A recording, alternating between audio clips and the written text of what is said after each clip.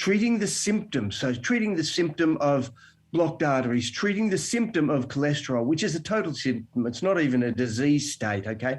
Treating this, treating cancers, treating arthritis, treating all these on a regular basis, then we're going to make a lot more money because people have to come back to us every day, every week, every month, every year, and therefore we will have a multi-trillion-dollar industry. Multi-trillion-dollar industry.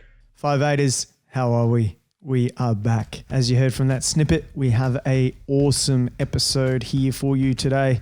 Last week, we had a virologist, the inventor of mRNA, which is the highest end that you could do on medical side. So this week, we have an incredible person for the natural nutrition side. But before we get there, we just want to give a shout out to our sponsors, our sponsor. They seem like it's an S in there because they do so many things. It's loanoptions.ai. So go to loanoptions.ai/58, FIVE, the number 8. If you're looking to do a small business, if you're looking to get a boob job, if you're looking to start anything, go to these guys for all your loans. Here's an earlier version of myself explaining how the process works. When you go on loanoptions.ai/58, you can then pick your asset type, you can pick your finance type, you can pick your finance terms, and how much money you need. You then click compare lenders, type your name, your number, and your email, and then you can compare from all the lenders that are there. Well, thank you earlier, Diogo. Go to loanoptions.ai/58. Now, the guest that we have today, he is a scientist, an internationally acclaimed speaker. He has his BEd, BSc, Honours, PhD, WASM. Dr. Dingle is Australia's leading motivational health speaker. He has spent the past 35 years as a researcher, educator, communicator, and author. Formerly as an associate professor in health and the environment at Murdoch University, Dr. Dingle has more than 100 scientific articles, hundreds of public essays, and 17 best-selling books on health, including Take Control and Realize Your Potential. And his 3 latest books is Gut Secrets, Ready, Set, Gut Health, and Overcoming Illness. Dr. Dingle is a straight shooter. He's one of the best there is in Australia health, period. And I'm super excited to have him on the podcast, and I hope you guys enjoy. Remember, if you want to also support, go to worthprotecting.com.au. If you are listening to this podcast, go to worthprotecting.com.au and you can watch the video. Without further ado, let's get into the episode. Later.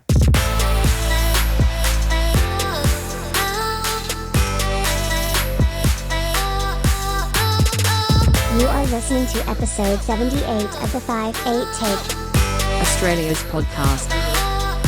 Enjoy. Bit wild what's happening at the minute. You had your tour in August, yeah? Were you able to follow through with that tour? What happened? No, we had our gut health tour, a 3-week tour, basically from Tweed Heads into Queensland, up through Queensland to Cairns, where we were going to stop off and have a bit of a warm holiday for the last week. But 10 days before, we saw the writing on the wall, and knowing how viruses work and politics work, we could get over there. We could have done a couple of the talks, but then we weren't allowed to get back home. So back in Western Australia. So we just said, look, it's just too hard. We'd still be stuck over in Queensland now, a month on, and we've just got too many commitments: work, talk, other bits and pieces, and of course our family and grandkids. Yeah, you can beat the virus of the normal virus by beating a double virus of these politicians. It's a bit tough. It's a bit tough. But I wanted. We usually start off with a massive history of our guests, but one question that I want to just start off before we get there is the difference between sickness and the health industry. I'd love to get your take. I've heard a little bit of chatter that you've. I think the first time that I even heard that was from you watching some interviews that you've done. So if you could break down the difference between the two, does a sickness industry exist? Look, it does. It does. And I've been talking about this for over 30, I think it's 35 years now, 35 years since I've been doing my research and doing all the work out there. And look, there are two industries. One's the sickness industry, and that's the one that says, okay, let's and it evolved in just prior to World War II, but it developed after World War II, where they said, well, we don't want to make money. Sorry, we don't want people to get well, because if they get well, and this isn't, the people don't actually say this, but the industry works at this premise. So there's no one saying, oh, we've got to keep everyone sick, but they say, well, look, what we want to do is achieve, if we can do this and continue on treating people, treating the symptoms. So treating the symptom of blocked arteries, treating the symptom of cholesterol, which is a total symptom. It's not even a disease state, okay? Treating this, treating cancers, treating arthritis, treating all these on a regular basis, then we're going to make a lot more money. Because people have to come back to us every day, every week, every month, every year, and therefore we will have a multi-trillion-dollar industry. Yeah. And this is effectively what we have done. And I suppose the best example, and it relates back to the gut, there was a guy back in 1907 called Elie Metchnikoff, a Russian biologist. And he said, all disease appears to be coming from some chemical in the gut, inflammation throughout the body. So the aging process, the fact that we're getting sicker as we age, the diabetes, which wasn't around much then, Alzheimer's, which was fairly rare back then, all of those conditions were coming from, or at least linked to, the chemical being released into the gut. And he coined it. And for about 30 years, there was a whole body of research on inflammation coming from every part, but in particular from the gut. Now, that dates back to Hippocrates in 400 BC. When he said, all disease comes from the gut and so on, but he didn't know that it was coming from bacteria causing the inflammation in the gut. And then in the, post-World War II, all the research in that area of inflammation stopped, and it said, it's no good dealing with inflammation because we solve the problem. All of the chronic illnesses we have, including your vulnerability and susceptibility to COVID, comes from inflammation.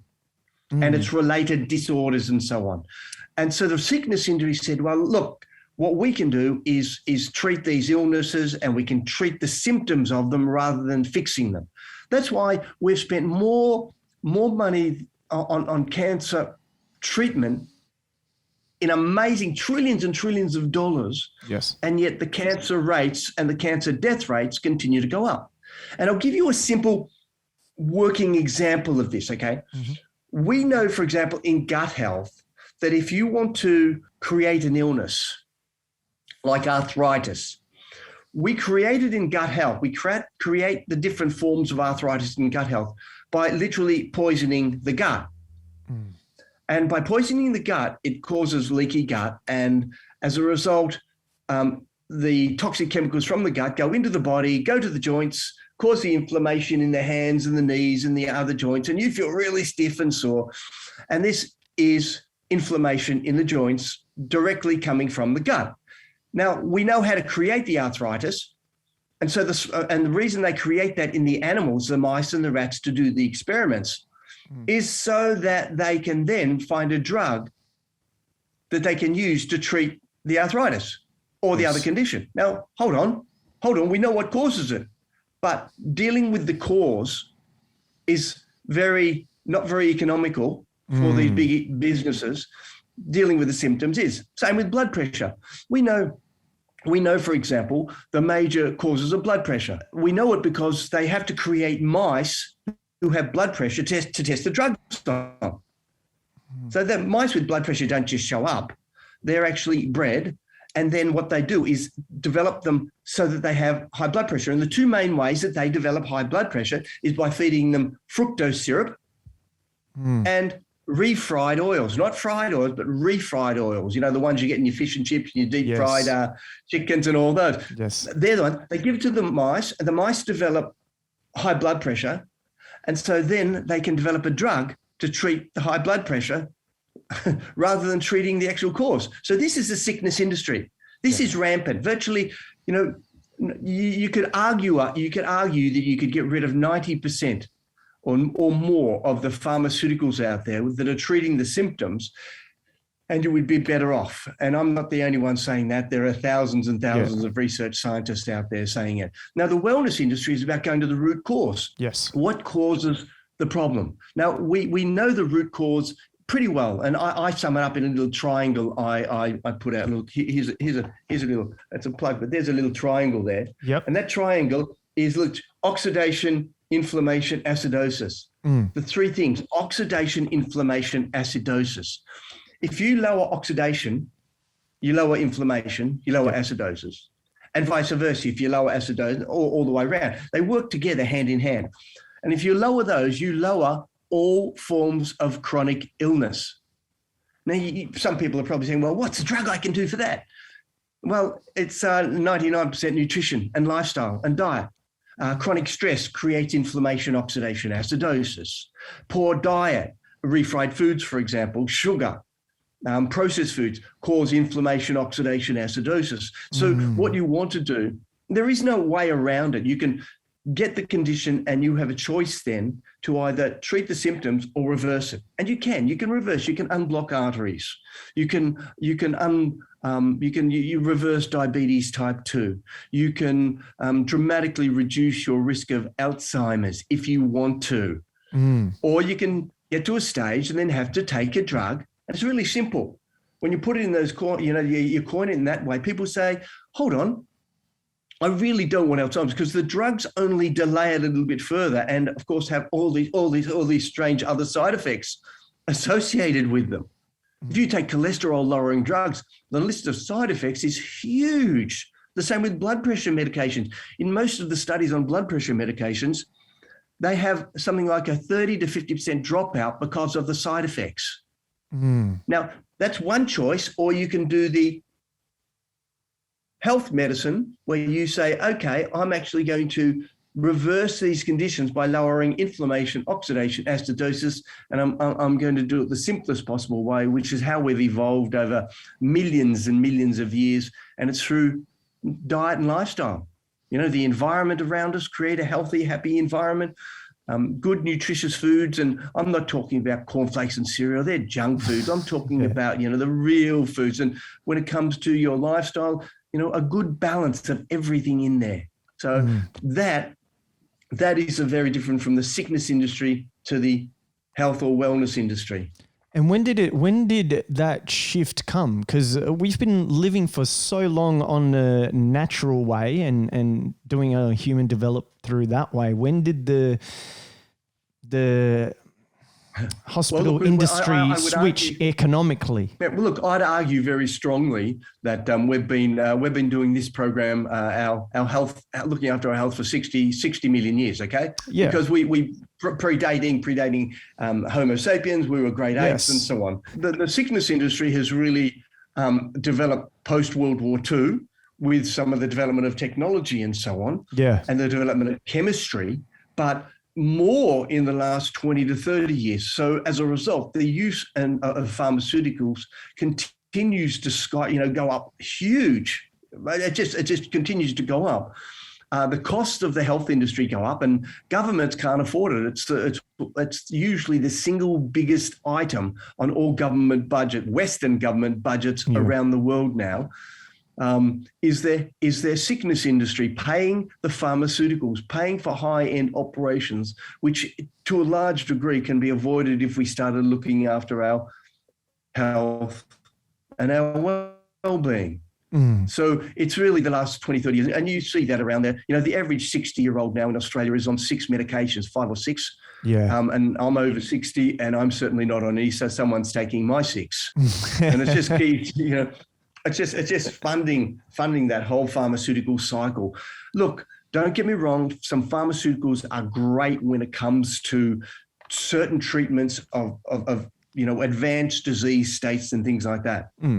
But when it comes to looking after your health and well-being, going into a doctor and expecting to walk out with something that's going to help you is a slim chance, for the very simple reason doctors aren't educated in nutrition and lifestyle. And unfortunately, they argue too, but the system won't allow them to. In fact, most doctors who stand up and say you've got to get off the drugs, and I know many doctors, GPs, who help people come off the drugs, many doctors like that get harassed by the medical industry. There's the mafia of the medical industry come down strongly on them, and many of them get threatened with losing their licenses and so on for just simply talking about health and nutrition as a way rather than going the pharmaceutical route. Yeah, I've spoken to. Route does not solve anything. It treats the symptoms. Nutritionally, you can reverse many, if not most, of these conditions. Yeah, I've spoken to a few doctors stating that APRA's sort of put this gag order on them. They can't really even speak the nutritional route rather than just the vaccine route. And we spoke to Dr. Robert Malone just an episode ago. It'll be the last episode, and he was talking about a study regarding the association between peak antibodies and titer responses in COVID-19 infection. So it's to do with obesity and the impact that it has. And it talks about the ratio and the peak of the titers, which with obesity just skyrocketed. And for some reason, we're seeing a lot of obese people are the ones that are fully pushing the only way out of this pandemic, and it really doesn't make sense, because when you look at the data, it's killing your antibodies, and you don't have the protection against the disease. You should always take the natural route. Have you always been? Yeah, go. What are your reactions to that? Have you come across studies? Look, for the last year and a half, kind of been locked away, and I've been in lockdown twice, okay? Yeah. So for 2 weeks when I'm in lockdown, what do? Well, I just research for, 12 hours a day, and with my wife, who's a naturopath, so we talk about these things and we go into it. Yes. And for the last year and a half, literally since COVID started, I've been researching COVID. Yes. So I actually think I'm more up to date with COVID than just about anyone else in Australia, for the very simple reason I'm focusing on the nutritional health lifestyle aspects of COVID right through, and right from the beginning, the answers have been there. And I'm actually of the very strong voice and opinion, backed by thousands upon thousands. Somebody says, "What? Thousands of studies?" People aren't. Do you realise there's over 300,000 scientific publications on COVID already? Yes. Now, that was a couple of weeks ago I looked, so it's probably more than that, 300,000. So I can look up any of these topics, and there's a huge body of evidence to support. So I've been looking and going into it. I'm going, wow, this is crazy. Lockdown in Australia was fantastic in the beginning because it served a purpose, because we didn't know about the virus. Now we know so much about the virus. And people have said, oh, there's no virus. There is a virus. It is deadly. And in fact, it's if you put it in general population terms, it's about 10 times more deadly than the flu virus. If you put it in elderly care terms, it's about 10,000 times more deadly for elderly who are sick than a young, a 19 or a 20 or a 5 or a 10-year-old. Yeah. So that's the order of magnitude, but that gives you the evidence straight away. And what we know about COVID is that there's a particular, it's very unique from the other viruses, from the other, like the influenza virus, the herpes virus, the HIV virus, in that those viruses gain access through multiple ways. This virus, the coronaviruses, and there's three of them, the two main ones is COVID-1 and COVID-2, or the COVID-19 that we're talking about now. These really only gain access through one pathway. And this pathway is called the ACE2 receptor.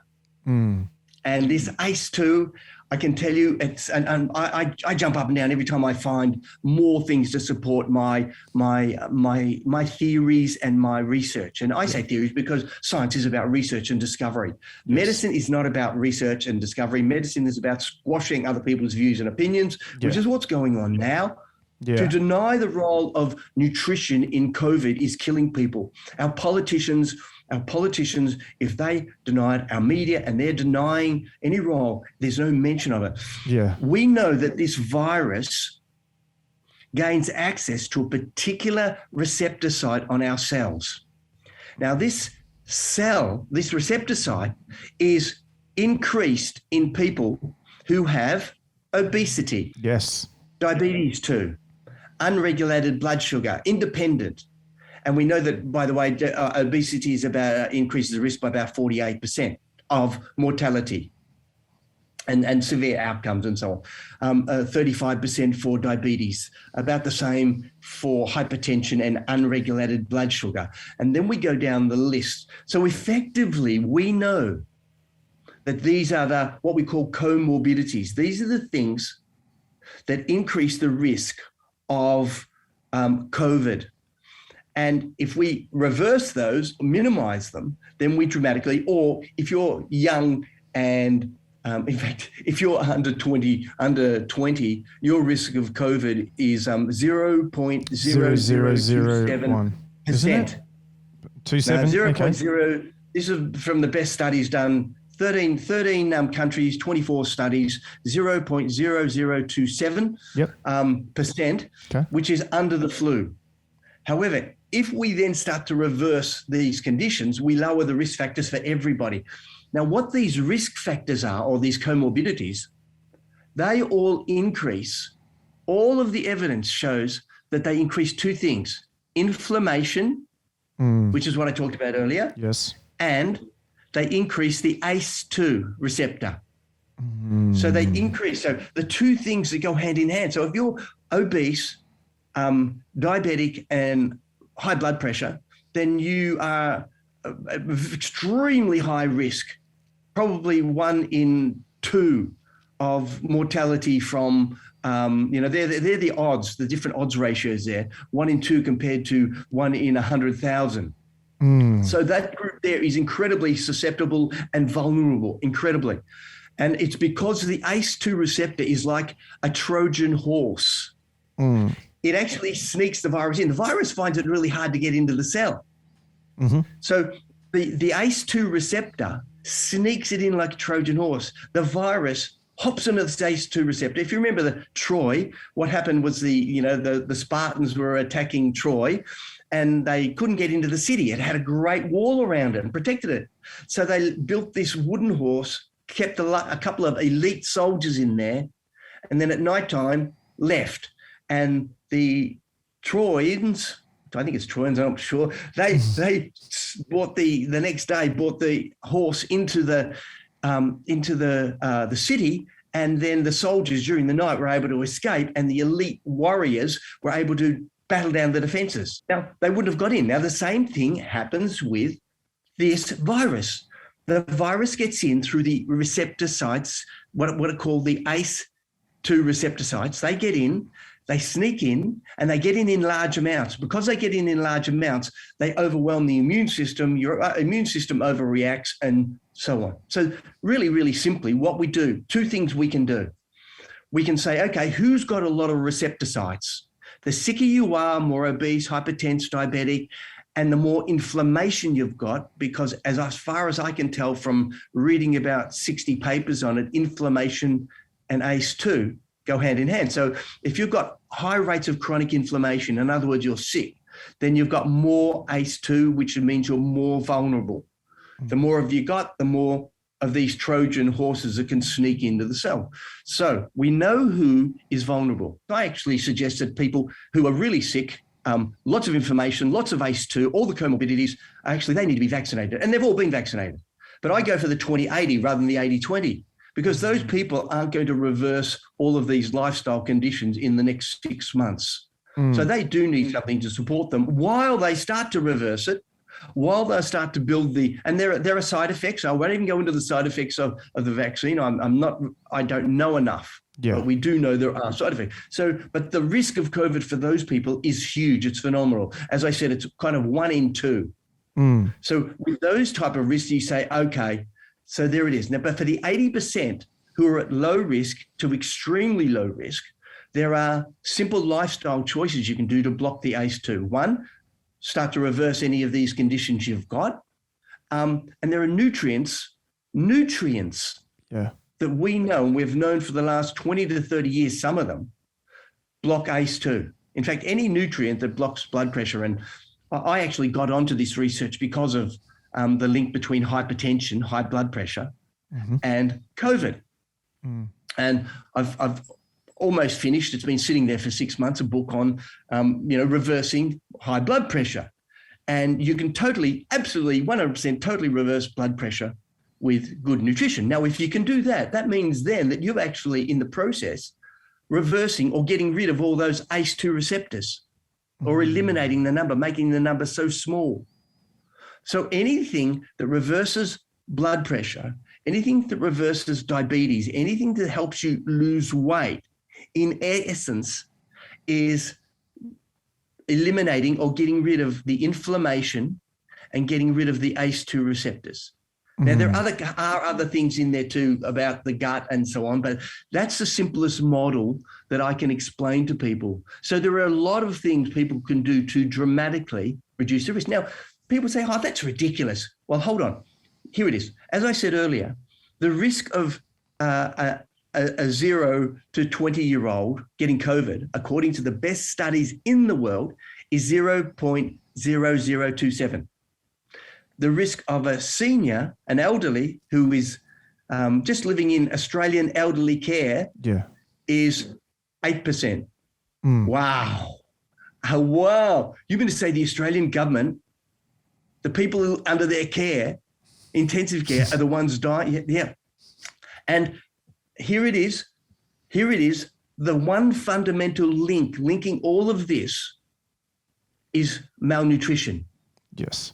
The greatest single factor linking, because if people are diabetic type 2, they may have lots of foods, but they're malnourished. All of the studies show they're low in vitamin D, vitamin C, a group of chemicals called polyphenols, or a vast majority. Obese people, diabetic people, hypertensive people all show that they are significantly more malnourished than the average. And the average Australian is a little bit malnourished too, because they're not eating the foods that I eat, which is just huge amounts of nutrient-dense foods. But coming back to it, we know that the single biggest killers in COVID, the ACE2, is linked with inflammation and malnourishment. And there are simple nutritional strategies that can start to reverse that and block that. But nobody wants to hear it. Nobody wants to hear a simple solution. I mean, we had the greatest opportunity in April last year, at the beginning of COVID, to say, let's get Australia healthy again. Yeah. And the authorities say, oh, we can't do that. We're not allowed to. Hold on. We've now found that we can do anything we want. We can lock down people. We can lock out people. We can blame people. We can we can shut down whole cities, shut down whole countries. Yes. We can we can mandate to everyone has to have something they don't want. We can, I'm sorry, had we had a fraction of this at the beginning, then guess what? We wouldn't be going through this. And the good thing about what I'm saying is that a nutritional approach, so starting to reverse the malnutrition in this highly susceptible group, even if they're vaccinated, we know that the vaccines are waning. They're becoming less effective. We're seeing this all around the world in the most vaccinated populations of Gibraltar, Israel, it doesn't matter, Iceland, they're showing exactly the same. The vaccines are waning. And so what we need to do is go back and work on the malnutrition one and say, okay, what blocks the ACE2? What blocks the ACE2? And there's a whole body of research coming out now all around the world, thousands of studies showing that nutrients you find, concentrated nutrients you find in plants start to block them. You probably know of turmeric. Yes. Now, turmeric is a really good example of that. An enhanced turmeric formulation can dramatically lower the risk of the ACE2, and therefore the ACE2, which is the axis. The same with a herb, an Indian herb called ashwanga, or also known as withania. The two main nutrient groups you find in celery, one called luteolin and apigenin. And the two you find in oranges and lemons and all your citrus fruits, naringenin, these are strong, big names, aren't they? Naringenin and hesperidin, they're all anti-ACE2. Yes. But they're not just anti-ACE2, they're anti-viral replication, antiviral transmission, antiviral, and historically, before COVID came along, they've been used for viruses, and we're now seeing that they have the ACE2 blocking. And so what we're doing, what scientists are doing, not medicine, but what science is doing around the world is looking for the best ACE2 blockers. And one of the best ones they've found is in onions, garlic, and apples, called quercetin. Right. And there are already double-blind placebo-controlled studies. There are studies all around the world on these things that they've gone literally from the molecular docking studies on the computer to the lab studies to the mice studies, right through now to the they've now got human trials on all of these things. But you can wait for the human trials, and some of them will come out and they're having fantastic results. Or you can just start getting this nutrition into you anyway, because it's a win-win. There are no negative side effects. It's nutrition.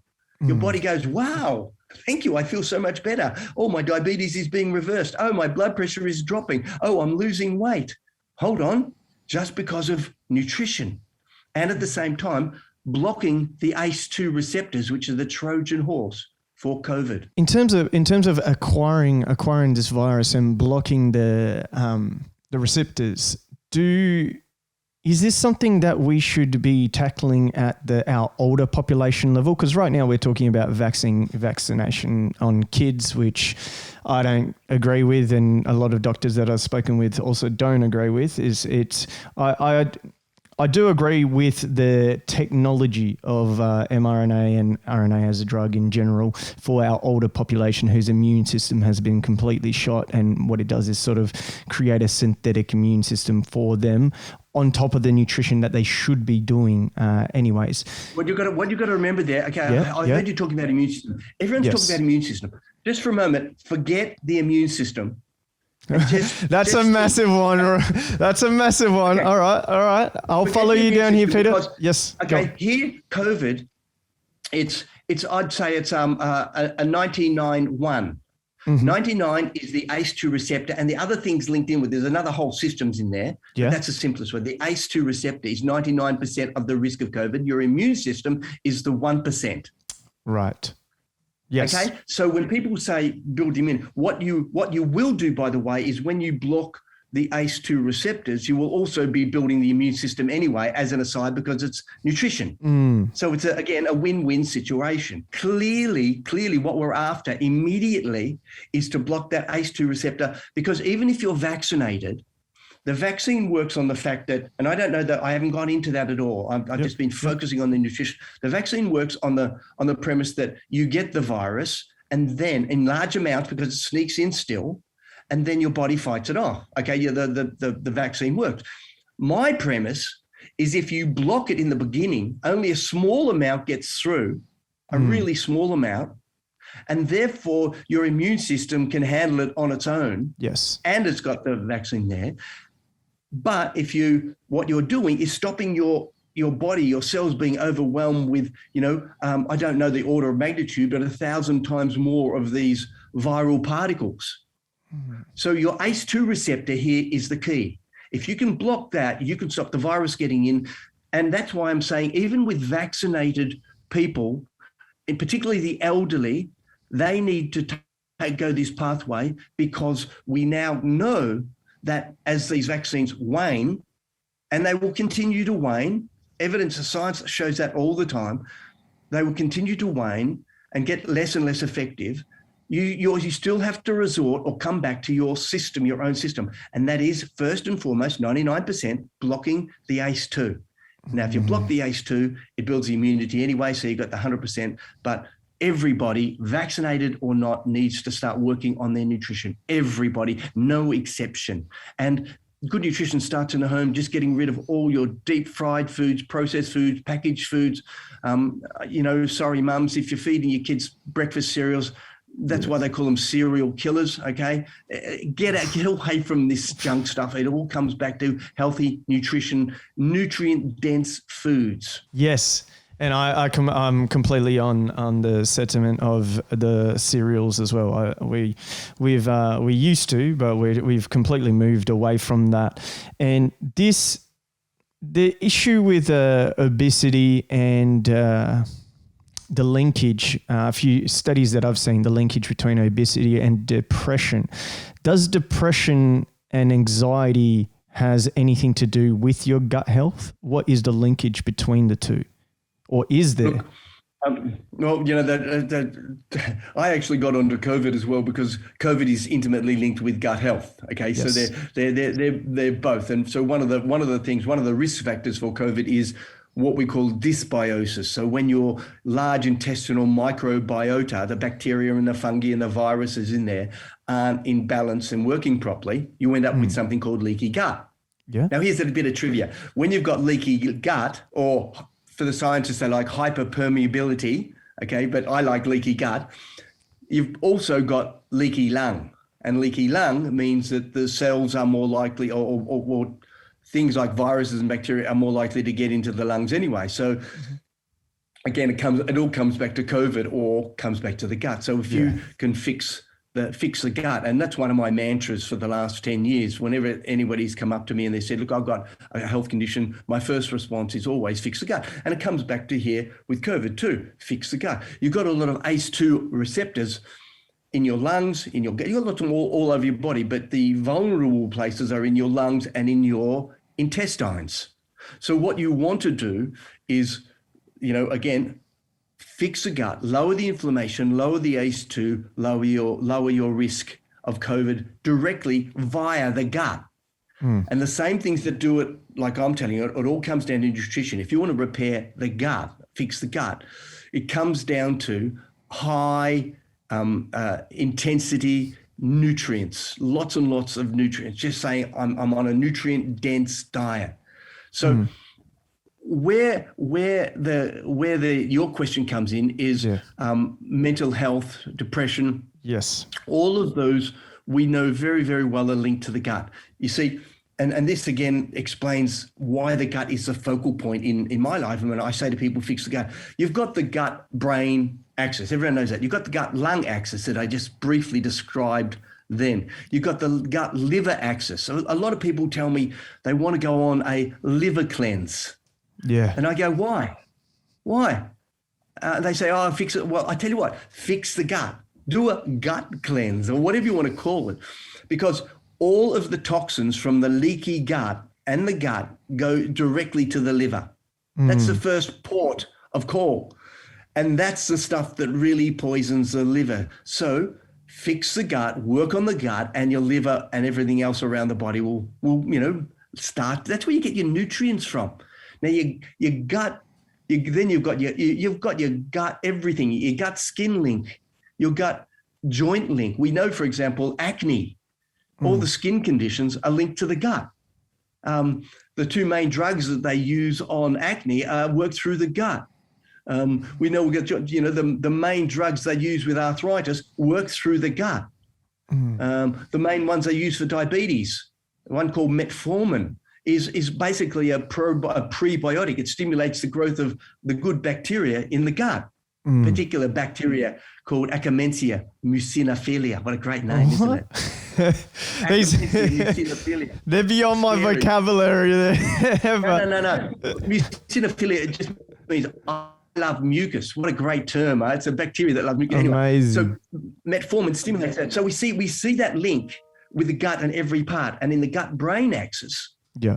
we know that it can influence everything from the short-term symptoms and expression of things like your anxiety, stress, and depression, right through to your long-term chronic illnesses, e.g. Parkinson's.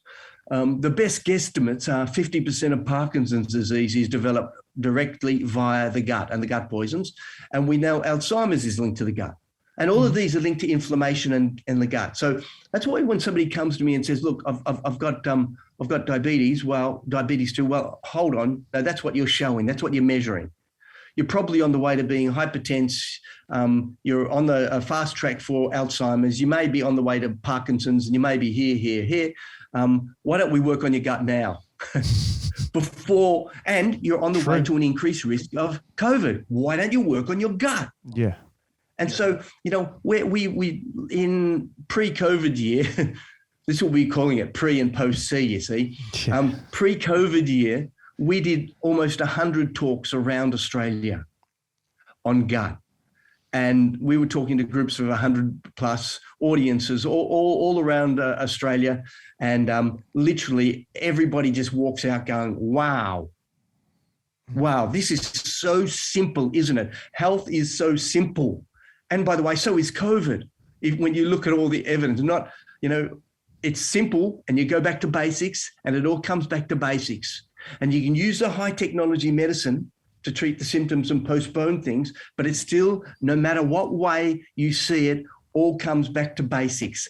And the basics are things like that triangle I showed you: inflammation, Yes. oxidation, acidosis, and the gut. The gut is the major cause of oxidation and inflammation throughout the body. By the way, so is obesity and diabetes. They all, again, link together. And what are some ways to cleanse the gut? What are some strategies that people can implement that are listening that they can do a gut cleanse? Would it be a fast? Is that the best way to do it? Or what is the best way to do it? The simplest strategy is just, first of all, eliminate the things that are poisoning your gut.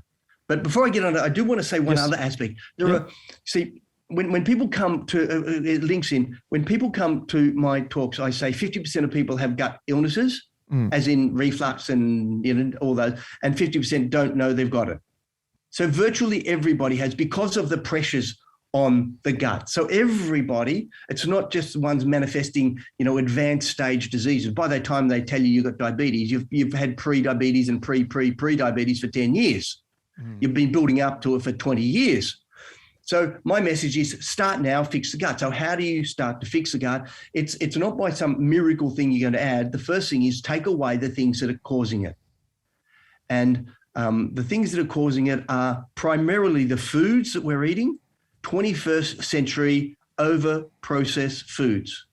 Okay, 21st century, far too much fried foods, deep fried foods, overcooked foods, over-processed foods. If it's in a packet and it's got a shelf life of X number of years, then more than likely it's not food. It doesn't resemble food. They've removed the fiber and they've put in processing agents, and all of those processing agents, one way or another, negatively affect the gut. So we've now gone to a state of just about every single day, multiple times a day, poisoning the gut. So people really need to revamp it. So how do you start? Well, it's not about all of a sudden getting rid of things. It's slowly introducing things and slowly phasing things out. Just get off fried foods straight away, refried foods to start with. Yeah. Stop getting the takeaways. That's simple. Second one, get off all the added sugar, not the sugar in fruits that are there and the fruit juices, the whole juices. Get rid of the added sugars, and they're two simple strategies you can do over a couple of weeks. And in the process, add more fruits, nuts, seeds, beans, foods that have more nutrients in them, 10 times, 100 times, 1,000 times more nutrients. We've got a government system that says this packaging of really junk foods is bad for you. I shouldn't say that. They don't say that. This junk food has a rating of 4.5 out of 5, and this bag of nuts over here has a rating of 4.8 out of 5. I mean, what corruption has made that? There's the nutrient density of those nuts compared to that processed food is 1,000 times different. There was a study just last week showing that having a handful of nuts 5 times a week adds not just a year and a half onto your life, but reduces your risk of all forms of chronic illness, et cetera, et cetera. Amazing. Wow. It's not a handful of breakfast cereal, not a handful of crunchy oats, not a handful of all these other things, the Milos of the world and all that. These are the foods, the nuts and the seeds. They're vitamin tablets, and supplements. Everyone should be on them. Yes. And people say, oh, they got things in them, phytates and oxalates and forget that stuff. That's people trying to sell you product, okay? Just get onto nutrient-dense food. So that's the first. So start to phase out the nasties and phase in the good ones. Then you just drink more liquids because your gut runs on liquids, your cells run on liquids. Drink more liquids, lots and lots of liquids. Green tea is great. A little bit of coffee is fine, but if you have to have your coffee because you need it to keep alive, then you don't need it anymore. That's the coffee addicts that should be kicking there. But coffee is again rich in nutrients, no sugar, of course. Yeah. So you have the liquids. Fruit juices are fine, but add a little bit of, and here's one of my my little add-ons. Add something called K fiber. It's an Australian development. And it's sugar cane without the sugar. They've taken the sugar out. And what happens in nature, all your foods have their own food balances in there to balance it out. So sugar cane on its own isn't bad. You can walk around, eat sugar cane all day, every day of your life and not put on weight. It's the fact that they've taken the sugar cane out, but the sugar out. And when you've got the leftovers, they've got all these anti-sugar properties. Things like chromium in them, one called tricin, another one called polycosanols, which have anti-sugar properties in the body and anti-sugar properties in the food, not to mention high fiber, which is anti-sugar balancing as well. So when you take the sugar out, you've got this food, the K fiber, the cane sugar fiber, which is absolutely brilliant for the studies already, from everything from reflux to metabolic illness to a whole raft of other things. And as Australians, so it's a total gut food. It's not just a fiber. It's got antioxidants like green tea. It's got a whole gut system. Now, at this point, I do want to highlight my vested interest. I own 0.001 of the company. In other words, nothing. But I got involved with the company because I loved it so much, not the other way around. Yeah. And it is the simplest, safest, easiest way to add fiber and nutrients at a very cost-effective way. Because a lot of people say when they want to get healthy that it's going to cost them a lot of money. And I say, no, it's not. It's just eating healthy foods. Go to the greengrocer, the outside of the supermarket, not the inside. Yeah. The green teas, and drink your teas, your herbal teas, all fantastic. Now, that's the gut side. And in that, on the food side, just keep adding things in every week, taking things out every week. So over a couple of months, you've made a big difference, not all at once. Then you've got to remember your gut is linked to your brain, which is what we mentioned. Yes. What you do in your gut can influence your brain, but also what happens in your brain and your emotional, psychological state can also influence your gut. So being stressed can shut down digestion. Being stressed can exacerbate or create a condition in your small intestine called SIBO, small intestinal bacteria overgrowth, which is the bloating a lot of people get and they don't know what it is. So that can be set off by poor diet, toxic chemicals in the diet, or stress. Stress can also shut down part of your microbiota, the bacteria and the fungi and the viruses in your gut. Listen to your own chemicals and they go, wow, this person's stressed. Well, if they're stressed, I'm going to start taking over. And the opportunistic, nasty ones start to breed up a bit faster. And if it's long-term stress, they take over more and more and more, which is why chronic stress increases your risk of, one of the reasons chronic stress increases your risk of so many diseases, by the way, including an increase in diabetes type 2, ACE2, and COVID as well. So, it's, it all comes back. It all links in together. Yes. And that's what I do. I put this web of information together and try to get it out there and share with people in my awkward and excited way. But to get it out to people to say, look, it all still, no matter, even if you haven't heard anything I've said, it just comes back to basics. Every single thing, basic nutritional lifestyle programs. Yeah, no, so simple. 100%. And I find it, that's why I really wanted to have a conversation with you. I find a lot of your talks very easy to digest, and you do have this excitement for the field and excitement for the gut. I was going to ask you just then, I think you covered it on how someone trying to start out and trying to understand the body, the things that they should look out for, which I think you touched there a little bit. However, I want to start up, where did you start? Did you look at stress levels in your body? How did you go directly into this field? I understand you were a professor at Murdoch as well, so you've gone down the very academia path, and it seems like academia is trying to shut this down and is more on the sickness industry side. I'm not too sure, but where did you start? Where did your passion for the gut begin?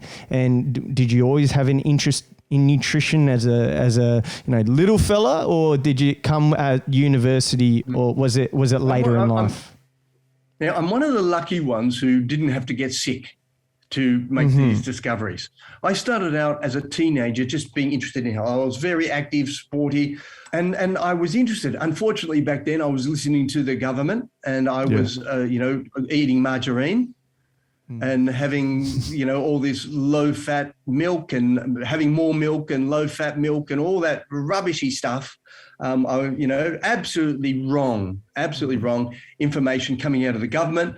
And so I was doing that, and then I traveled. I started off as a science teacher, an environmental science teacher, a health science teacher.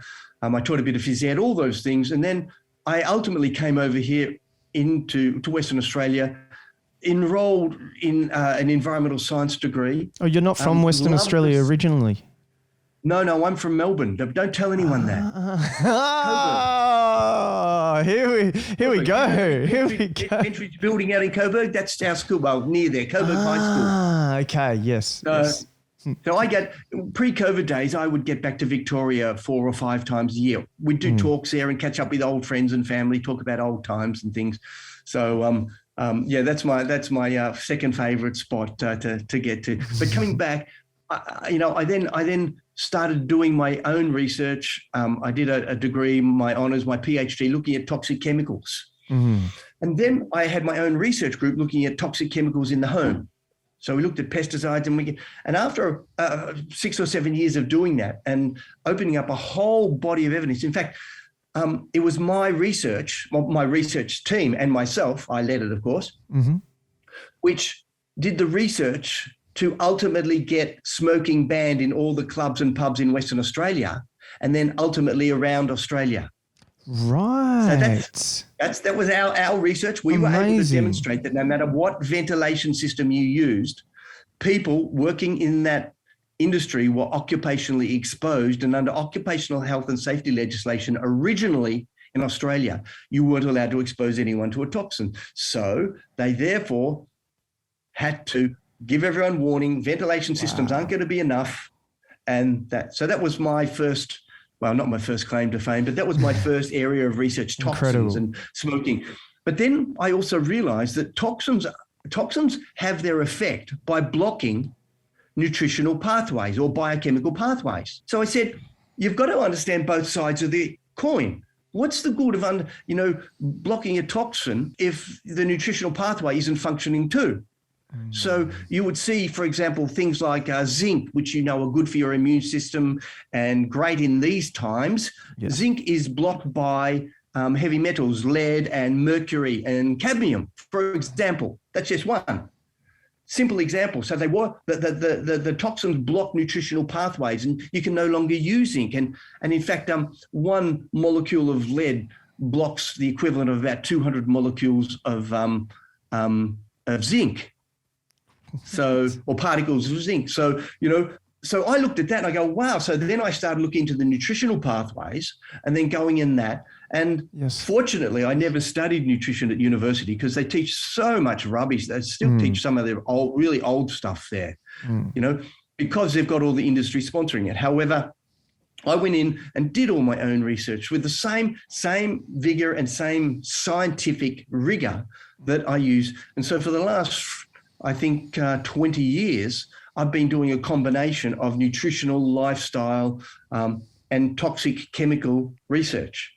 But that then led me onto the gut in 2003. We realized that people exposed to dust mites and dust mite allergen, and we did this study. This was a study we did, had some of the lowest rates of allergies. And we looked at China, and they had the highest rates of peanut consumption, but the lowest rates of peanut allergy. So then our little research team started to look into why, and we discovered it's not the peanut allergen or the dust mite allergen causing the problem, it's the gut. And the gut, was hypersensitive. And the gut was leaky gut, which we then discovered later on, but it was leaky gut, which enabled the toxins and things to get in there to cause the problem. And if the leaky gut wasn't there, it generally wouldn't occur.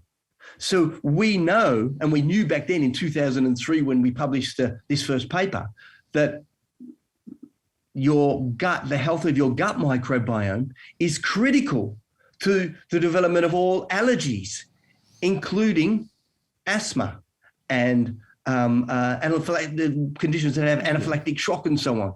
So all of those conditions. So again, we started saying work on that. So we started looking into the gut, and then we realized, and this is 18 years ago, we realized that it was much, much bigger. So we then started doing other things like toxins in the gut and realizing that some of the effects of toxins impact the gut. And at that stage, I was looking at food additives too.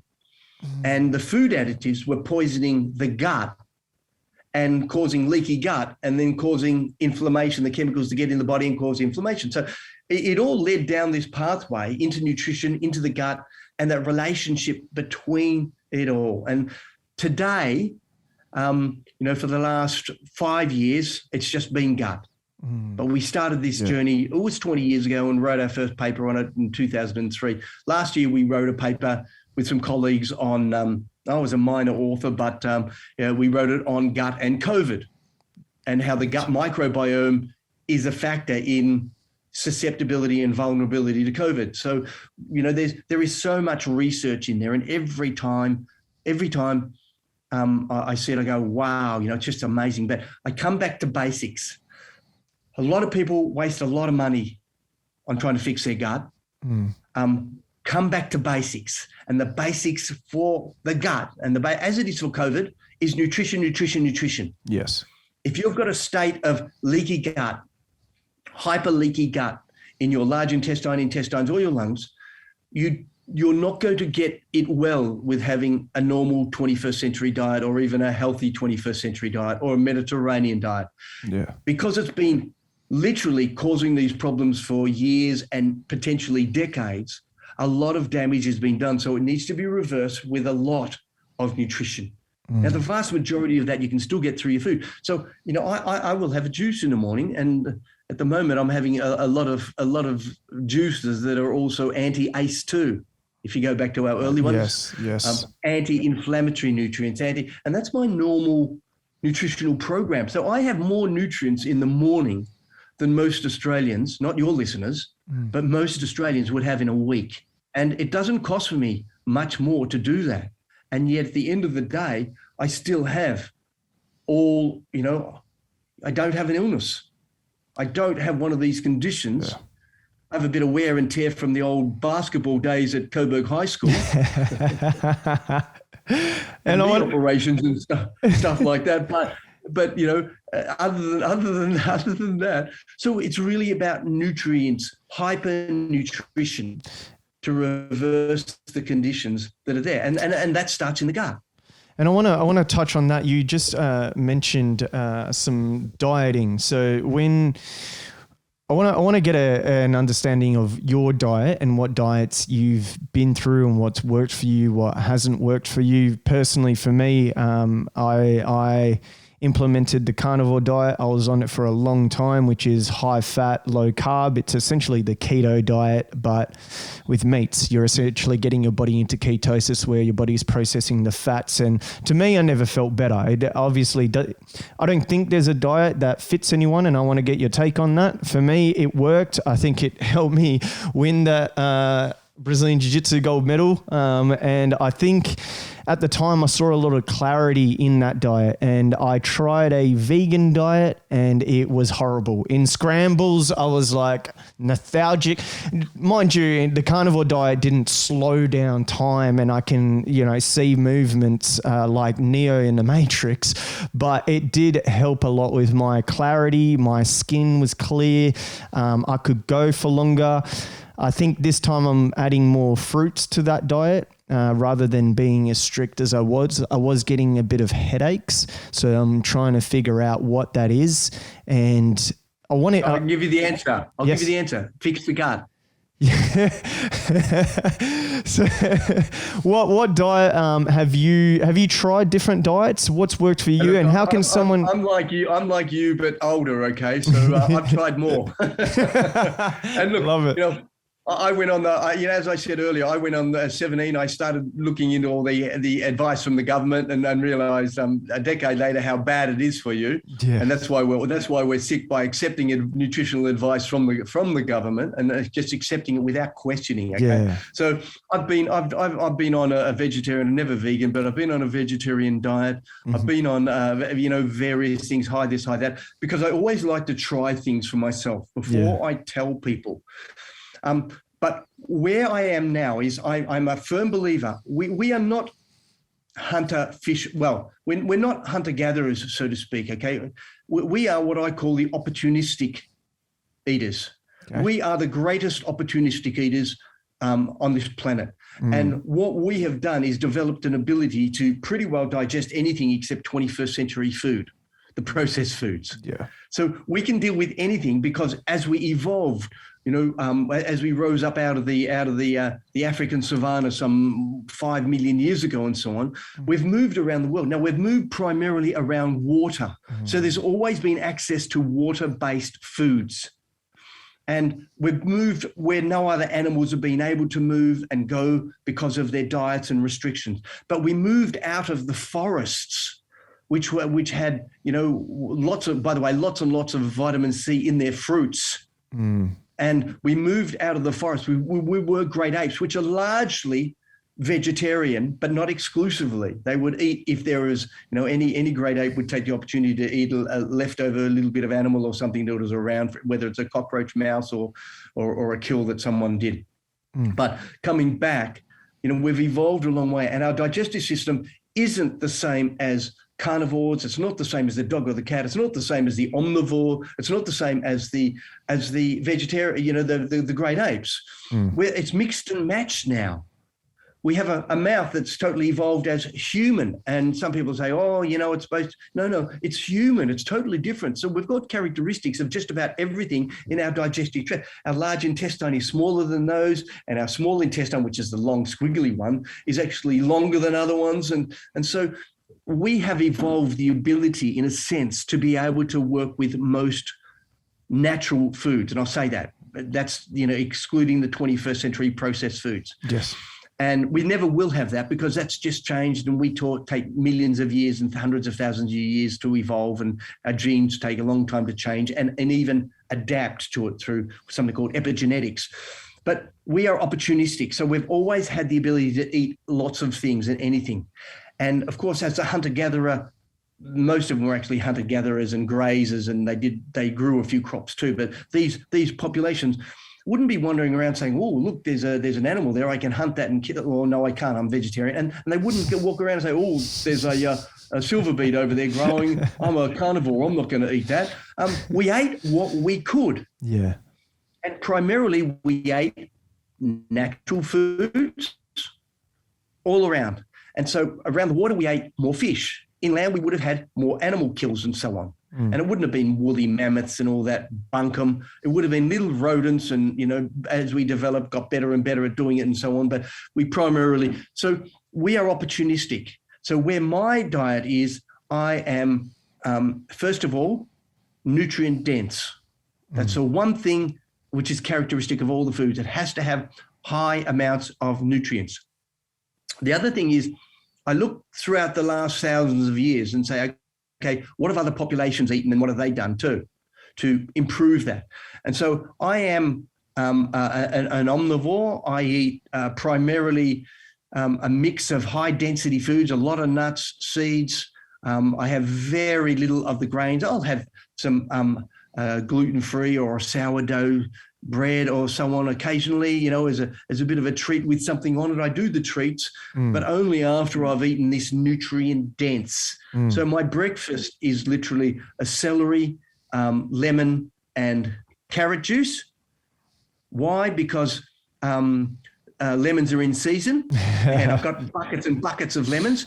And as I said earlier, they've got two products in there, hesperidin and naringenin, which are anti-ACE2 blocking. That's in the peel. The grapefruits are really rich in it. They're in the peel and in the juice. So I put the whole thing into my juicer in the morning, first thing. Some carrots left over, but it can be apples or it can be anything else that goes in there. And a lot of people say, well, aren't you getting a lot of sugar? No, actually. See, what happens when you have a juice, and even the commercial juices, they've got fiber and a group of chemicals called polyphenols. Now, polyphenols are the good things in green tea and the good things in turmeric, the good things in the resveratrol you find in red wine that everyone talks about. These and the fiber alter the way that the sugar in your juices is digested, metabolized in the gut, absorbed into the body and used in the body. So it no longer behaves like a teaspoon of sugar. Very, very different.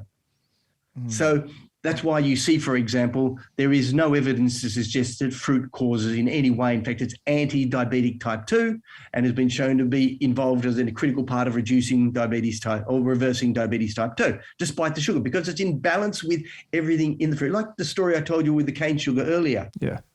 So what we've got there, then I'll have a smoothie. And that's as soon as I finish this program, I'm going out to make my smoothie. And that starts off with literally a juice.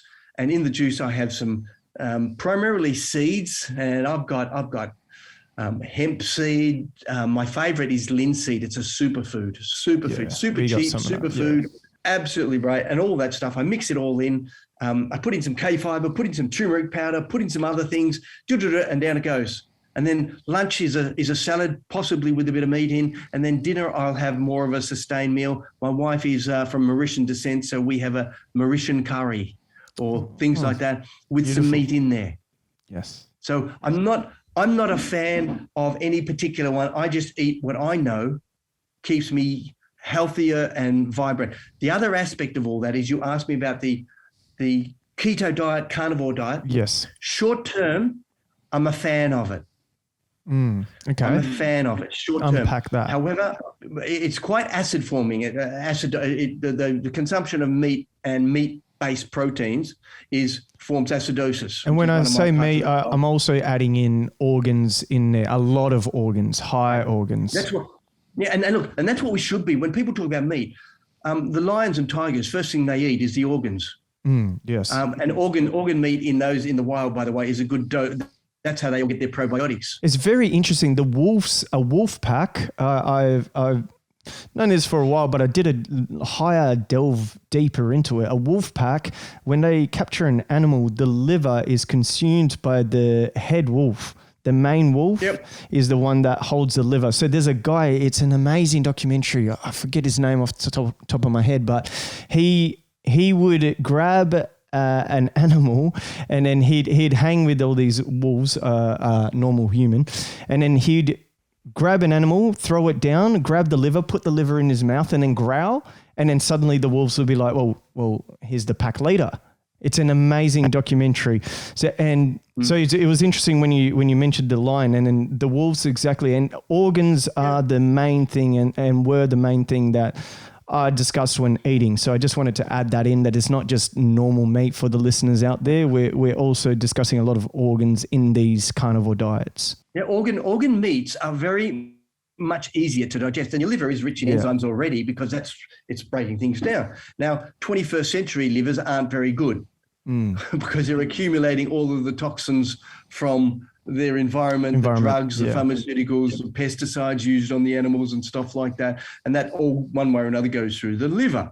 So, but organ meats are absolutely essential. And if you look at, as I said, I look at all the ancient cultures, they eat organ meats. Organ meats were always a part of, the stomach lining, the intestinal lining was always a part of healthy eating regimes. And so that is again, part of what I believe. It's that mixed diet, but starting with high intensity, high density, nutrient dense foods and getting away from those processed carbs. And once you start, as I mentioned earlier in fixing that, once you move away from processed carbs, your gut just says, thank you. And your body says, thank you.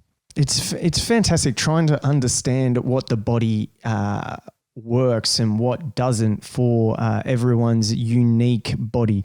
You start with cleansing and clearing up the gut, and you mentioned that we should have only a short term for the keto and carnivore diet. Why would a prolonged term wouldn't work? And as a normal person out there that's trying to figure out what works for their body in this 21st century, and whilst they're cleaning out their gut, out of all the terrible diets that they're currently working with, why wouldn't a prolonged one work? And also, I'll leave you with how can people understand their body and what is working for them and what isn't working for them, and hone down on what those particular items that is and isn't. Okay, look, the first part of that is everybody is different. Yes. Everybody is different. And there's a huge male and female different too. I mean, there's big variation. You may not know this, but I think females are dramatically less susceptible to COVID than males. Older females are dramatically less susceptible to COVID. But that happens, the metabolism, the hormones, a whole raft of things separate those. But in each individual, we've also got our own genetic, and even though the genetic variation is small in our gene pool, it still means that we've got differences. And I do believe that there are people who probably require more meat and eat less meat. And I do believe there is that variation that occurs. How do you feel what is best for you? Well, the first thing and foremost is everybody needs nutrients. There is no exception. Even if you're on a keto diet and a meat keto diet, I prefer the plant-based keto diet with the nuts and the seeds and things. Mm-hmm. Even if you're on a meat-based keto diet, you have to have the polyphenols. Look them up. These are the nutrients that you get in all the plants in high concentrations, in the lemon I talked about, in the red wine, well, not in the red wine, but the grape seeds, the grape juice. These you need more of to balance out whatever you're consuming in the meat. So meat can be fine if it's balanced out with this other stuff. And a lot of people, a lot of carnivores have told me around, fiber, you don't need. I'm sorry, there is so many studies on the benefits of fiber, I think, and the detrimental. And I'm not talking the commercial products with additives added here. I'm talking fiber from your linseed and all your plant-based foods. You need that. How do people know what's suited for them? Well, it's high density nutrients first and foremost. There is no exception, and everybody needs to double their dose of nutrients they're getting in their food and getting. The second part is to just take a sit back and say, okay, write down where you are now, how much energy you have. And a lot of people forget this. How much weight do I have? How good do I look? How good do I feel? Can I touch my toes still? Can I get up out of my chair? How many times can I get out of my chair? Which, by the way, is a good indicator of how long you're going to live. That's the studies that show that. And so you ask for that and you write it down, and then every week you assess it.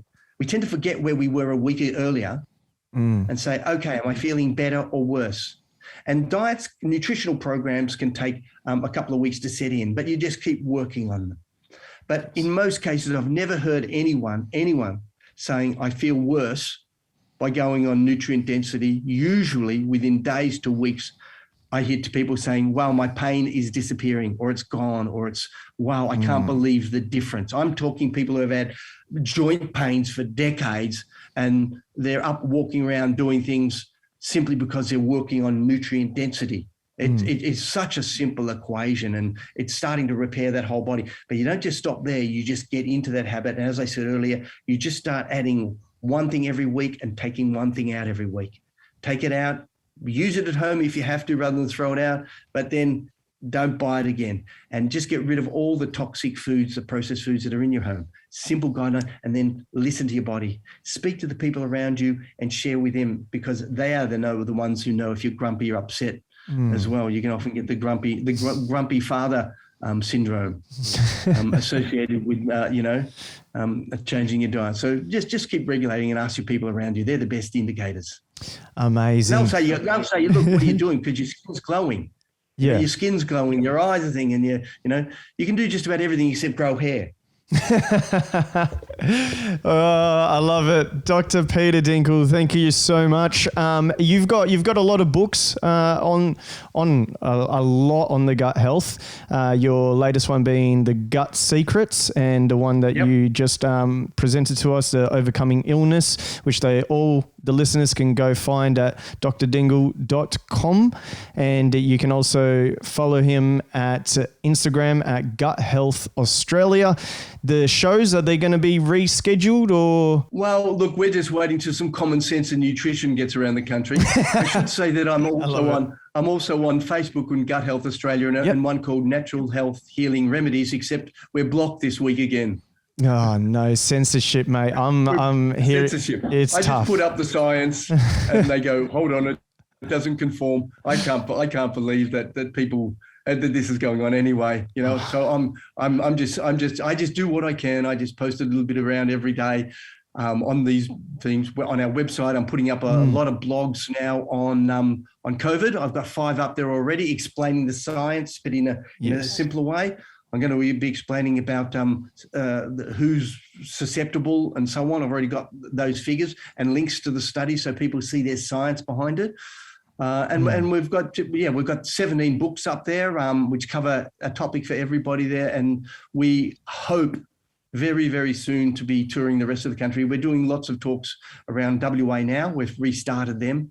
And so we did one just 2 nights ago, room full, and had a great amount of people and great enthusiasm. So, we just want to get that message out there. Yeah, 1,000%. It's an important one. And hopefully we will get opened up again and back to a little bit of normalcy. And is that a word? I'm not too sure, but I'm glad that all of this, the best thing about this entire COVID experience in our lifetimes is that everyone's looking more at their health. You got to look at the positive items of things, and one positive that I can take is that speaking to a lot of people that are now looking more into themselves and looking more at their gut and at their health. So what you're doing is incredibly important, and I do appreciate it. Our listeners will definitely appreciate it. And hopefully when you're in Sydney doing one of the shows, we can come and we can possibly do this in person. Thank you so much. Love to. I'll let you know when we're over there next time, if we ever get there. Please do, and you will. Thank you so much, Dr. Peter Dingle. It's been a pleasure. Pleasure.